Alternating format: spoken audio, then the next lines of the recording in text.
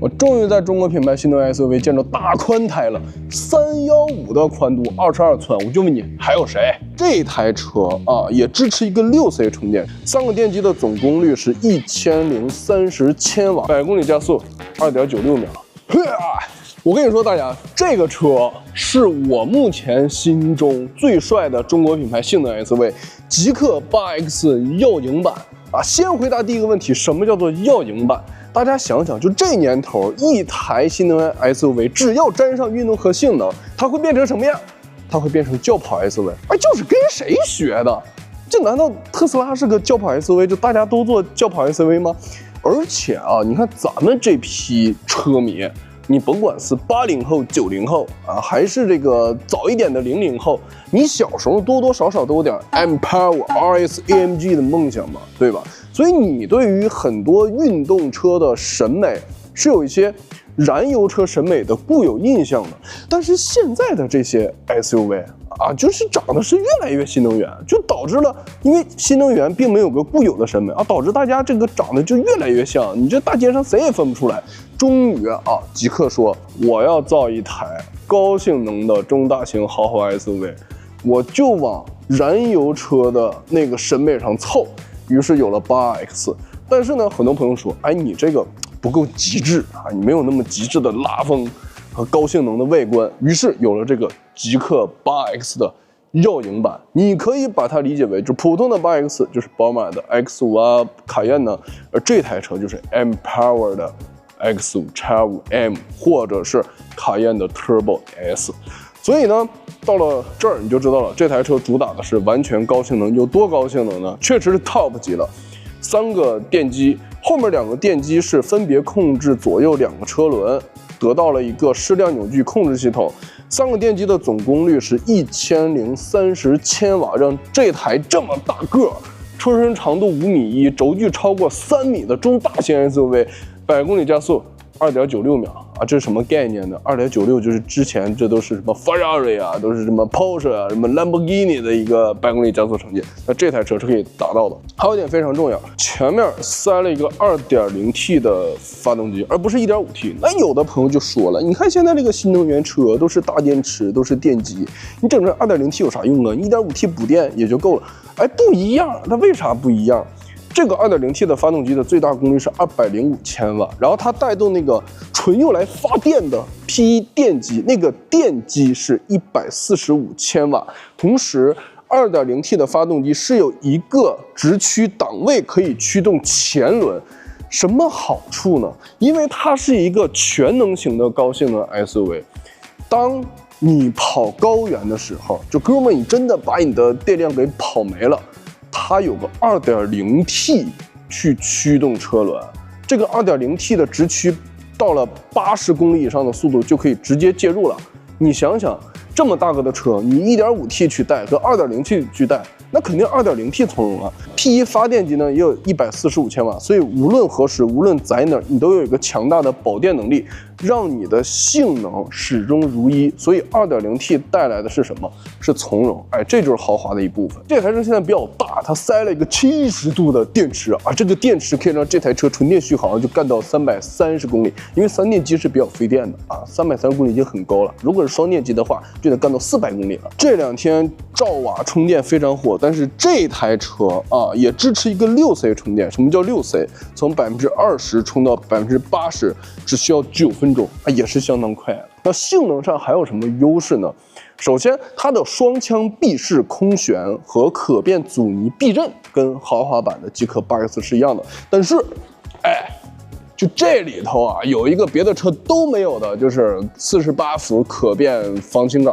这是个什么东西啊？就传统的车呢，为了抑制你这台车，因为是 SUV 比较高啊，你这个过弯的时候会晃，它都加一个防倾杆，对不对？那越野车的话，在越野的过程中，八家伙会给它断开啊，就是让它行程更大。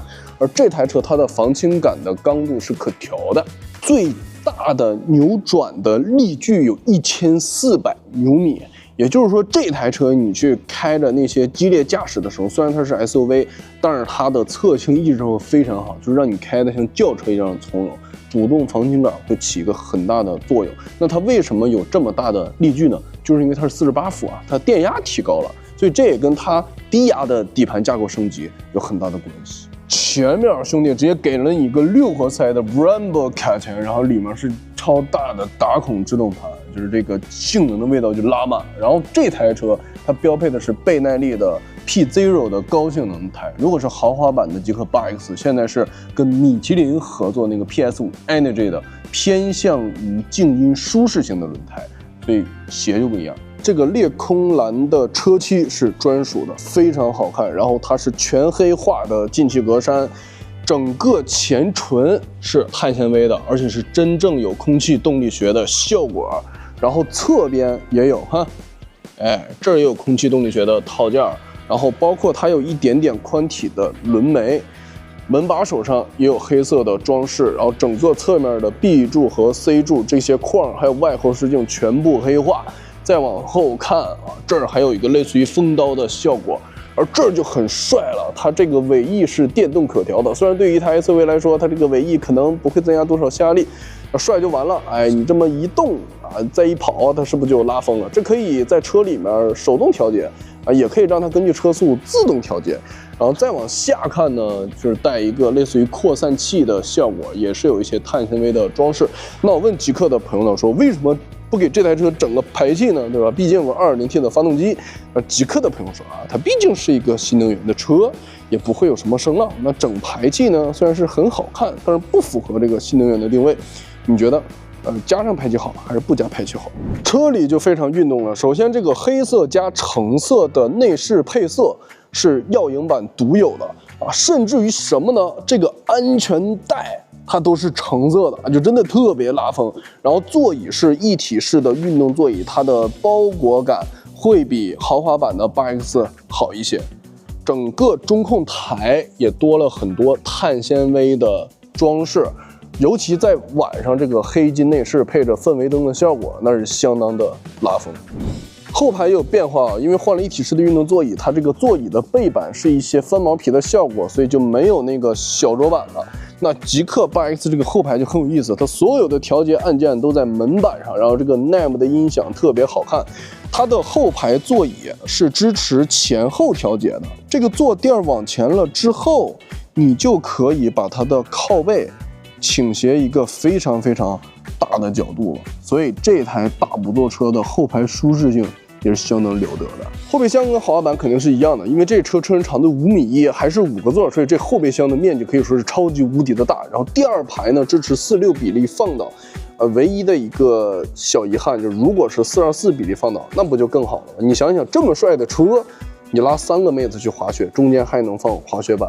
那跟拉2妹子滑雪中间放滑雪板，那感觉能一样吗？